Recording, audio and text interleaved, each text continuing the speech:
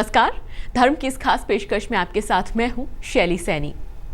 लक्ष्मी के रूप में होती है जिनकी पूजा, जिनमें समाई है त्रिदेव की शक्तियां और जो देती है विजय श्री का वरदान, वो बांसवाड़ा की मां त्रिपुर सुंदरी। रतलाम में से 65 किलोमीटर दूर बने इस भव्य और सुंदर मंदिर में मौजूद मां त्रिपुर सुंदरी की 18 भुजाओं वाली प्रतिमा के दर्शन कर भक्तों का जीवन धन्य हो जाता है।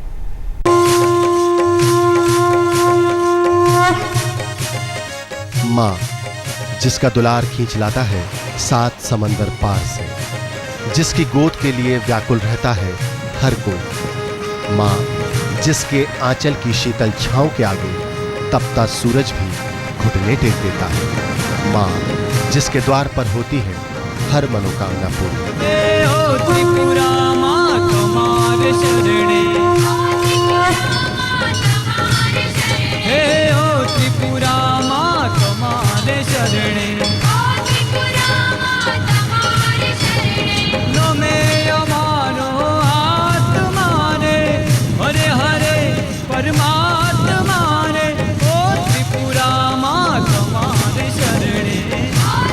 पश्चिम रेल द्वारा दिल्ली से मुंबई जाते हुए आता है मध्य प्रदेश का प्रमुख नगर रतलाम। रतलाम से करीब 65 किलोमीटर दूर है मां त्रिपुरा सुंदरी का ये दिव्य स्थान।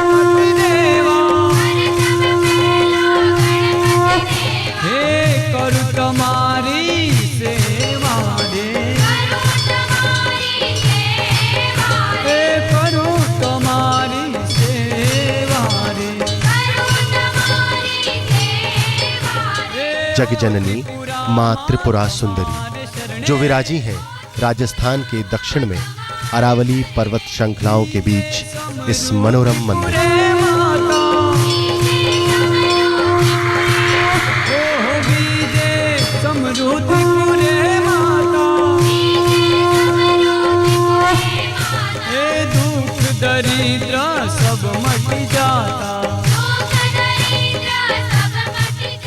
मंदिर के आसपास विक्रम संवत 1540 का एक शिलालेख मिला है, जिसमें बताया गया है कि सम्राट कनिष्क के काल से पूर्व का यह मंदिर है। यहाँ आसपास गढ़पोली नाम का एक महानगर था, जिसके तीनों तरफ शिवपुरी, सीतापुरी और विष्णुपुरी नाम का एक दुर्ग था। इन तीनों दुर्गों के बीच मंदिर बसा था, इसे त्रिपुरा सुंदरी कहा गया।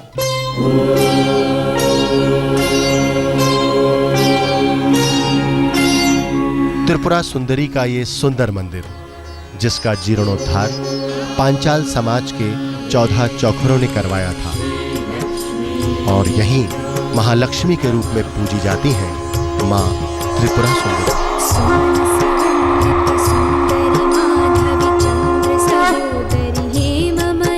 मां त्रिपुरा सुंदरी जिनमें एकाकार हो जाते हैं माता के समस्त रूप और जो कहलाती हैं महाकाली, महालक्ष्मी और महासरस्वती का रूप।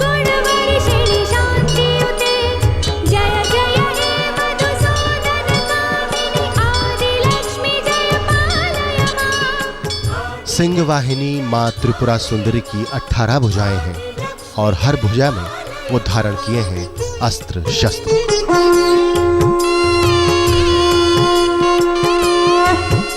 मां के चारों ओर नवग्रह नवदुर्गा के रूप विद्यमान हैं।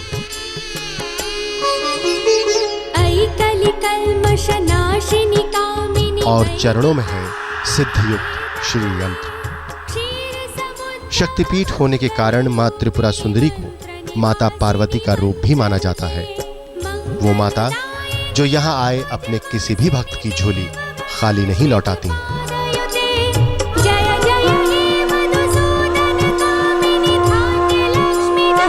भगवती त्रिपुरा सुंदरी तीनों लोकों में साम्राज्य को प्रदान करने वाली है। भगवती त्रिपुरा सुंदरी का प्रादुर्भाव ही भगवती महाकाली, महालक्ष्मी और महासरस्वती के स्वरूप में प्रकट होकर के और 10 अवतार जो 10 महाविद्या है उसमें बाला भगवती त्रिपुरा सुंदरी का स्थान महत्वपूर्ण है, जिसमें भोग और मोक्ष दोनों को प्रदान करने वाली यह भगवती है, जिसके समस्त प्रकार के कार्यों को सिद्धि प्रदान करती है। माँ के स्वरूप के बारे में त्रिपुरा रहस्य महात्म्य खंड और आभरणों त्रिपुरोपनिषद में विशेष वर्णन मिलता है। रियासतों के दौर में माता त्रिपुरा की महिमा इतनी फैली कि गुजरात, महाराष्ट्र, राजस्थान और मध्य प्रदेश के राजा मां त्रिपुरा की पूजा आराधना किए बिना किसी भी शुभ कार्य को आरंभ ही नहीं करते थे।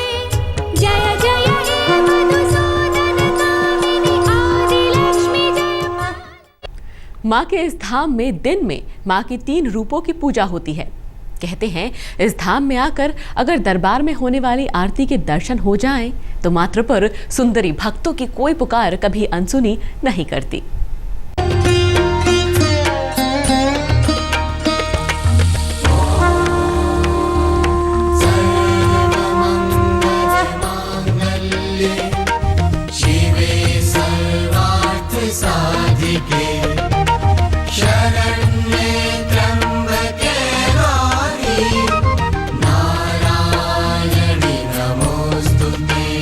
मां जो अपनी आराधना का, अपने पूजन अर्चन का फल देने में देर नहीं करती, इसीलिए मां के भक्त हर समय यहां अपनी झोली फैलाए नतमस्तक खड़े रहते हैं। मां की इस शक्तिपीठ में 3 पहर मां के 3 रूपों की आराधना होती है। प्रातःकाल में कुमारिका, मध्याह्न में यौवन रूप सुंदरी और सायंकाल में मां के प्रौढ़ रूप का दर्शन पूजन होता है।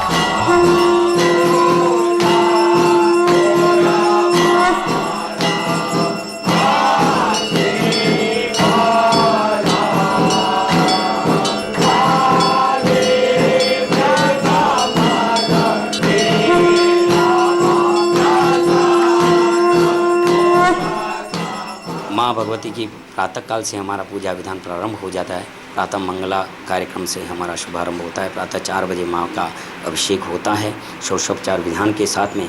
यहाँ पर शंकराचार्य पद्धति के आधार पर श्री यंत्र की संपूर्ण साधना होती है। प्रतिदिन यहाँ पर आवरण देवता सहित पूजा विधान के साथ में ही ललिता सहस्त्र का पाठ होता है।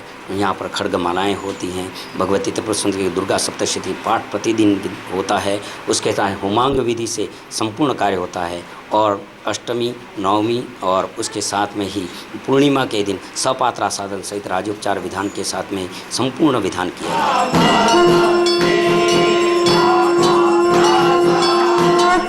पीले फूलों, लाल चुनरी और लाल चूड़ियों से सजी मां, जिनकी आभा से आलोकित है इस दिव्य स्थली का कोना कोना।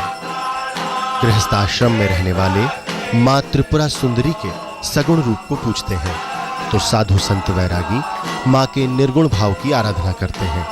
ऐसी मान्यता है कि यहाँ से सिद्ध क्रियाओं के द्वारा शत्रु हो या मित्र, किसी को भी वश में किया जा सकता है। मां की ये इकलौती शक्तिपीठ है जहाँ हर दिन गुप्त साधना होती है और श्री शंकराचार्य पद्धति से श्री यंत्र की सिद्धि साधना भी यहाँ रोज होती है।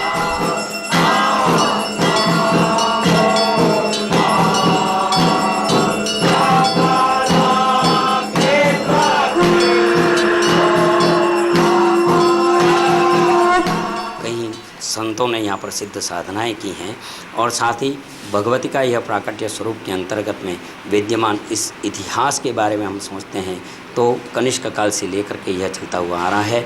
और साथ ही इसका जो जीर्णोद्धार हुआ है वह हमारे यहाँ के संपूर्ण पंचाल समाज सदस्य 14 चोखरा के सानिध्य के अंदर ट्रस्ट के माध्यम से इसके संपूर्ण विकास विद्यमान हुआ है और तब से ही इसकी आराधना पूजा चलती आ रही है।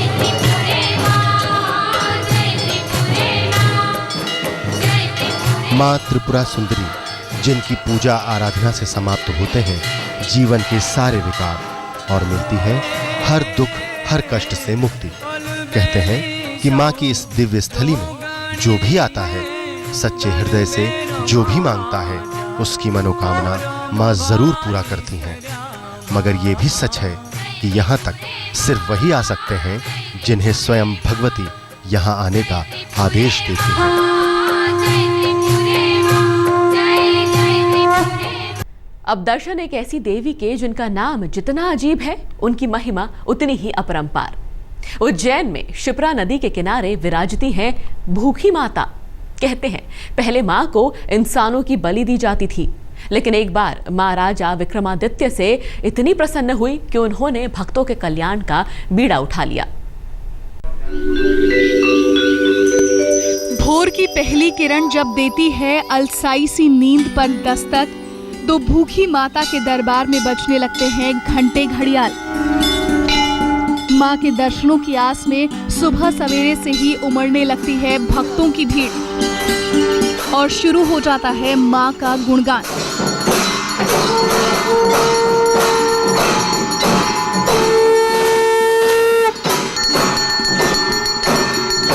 उज्जैन में शिप्रा नदी के किनारे बना हुआ है भूखी माता का मंदिर। यहाँ संतान के लिए तरसते लोगों को मिलती है नई आस। पूजा से भर जाती है सूनी गोद। मां के इस चमत्कार को भक्तों ने अपने जीवन में तुरंत घटते हुए देखा है और यही वजह है कि भूखी माता को संतान वाली माता के नाम से भी जाना जाता है। संतान का आशीर्वाद देने वाली मां का नाम उनके आशीर्वाद देने के बिल्कुल विपरीत है। मां को भक्त क्यों पुकारते हैं भूखी माता के नाम से, इसकी कहानी भी कुछ कम दिलचस्प नहीं। कहते हैं कि माता को हर रोज एक जवान लड़के की बलि दी जाती थी। मां की इस अनोखी भेंट से हर दिन किसी न किसी घर में मातम छा जाता था। दुखियारे लोगों की पुकार जब विक्रमादित्य तक पहुंची तो उन्होंने खुद को माता का भोग बनाने का निश्चय कर लिया। जिस दिन विक्रमादित्य को राजा बनाने की घोषणा हुई, विक्रमादित्य ने पूरे शहर को सुगंधित भोजन से सजाने का आदेश दिया। कहते हैं कि उन पकवानों को खाकर भूखी माता की भूख राजा को आहार बनाने से पहले ही खत्म हो गई। विक्रमादित्य ने बोला कि एक काम कीजिए, ये जहाँ से देवी शक्तियाँ निकलती है वहाँ से लेकर राज दरबार तक अनेक भोग सामग्री का इंतजाम कीजिए। जैसे कोई इत्र में नहाती है, कोई मदिरा पान करती है, कोई फूल फुलवारी में, तो कोई मिठाई का भोग है, तो ऐसे अनेक प्रकार की सामग्री सारे रास्ते में इंतजाम करवा दिया। अब जहाँ राजा विक्रमादित्य को लिटाया गया था उस जगह पे विक्रमादित्य ने क्या किया कि एक मेवा मिष्ठान का पुतला बनाया और राज तख्त पे लिटा दिया और खुद जो थे वो राज तख्त के नीचे छिपकर बैठ गए। जब देवी शक्तियाँ आई तो उन्होंने राज दरबार तक आते आते खाते पीते मस्त हो गई। भूखी माता ने राजा की बुद्धिमत्ता से खुश होकर उनको उज्जैन का सम्राट होने का आशीर्वाद दिया और खुश होकर विक्रमादित्य को एक वरदान मांगने को कहा। और तब विक्रमादित्य ने माता को उज्जैन की सीमा से बाहर शिप्रा नदी के किनारे रहने का वचन मांगा। इसे राजा विक्रमादित्य की निपुणता और साहसी कहेंगे कि कभी उज्जैन में अपने नरभक्षी स्वरूप के लिए जाने जाने वाली भूखी माता अब शिप्रा किनारे विराजमान है और भक्तों की तकलीफ हरने के लिए जानी जाती हैं। वैसे तो मां के दरबार में किसी भी दिन दर्शन करने से मिल जाता है उनका आशीर्वाद, लेकिन नवरात्र के 9 दिन पूजा से बदल जाती है भक्तों की किस्मत, क्योंकि इस दौरान यहाँ होती है एक ऐसी रहस्यमयी पूजा जिसमें माता को लगाया जाता है मदिरा का भोग और उसके बाद होती है जागृत आरती।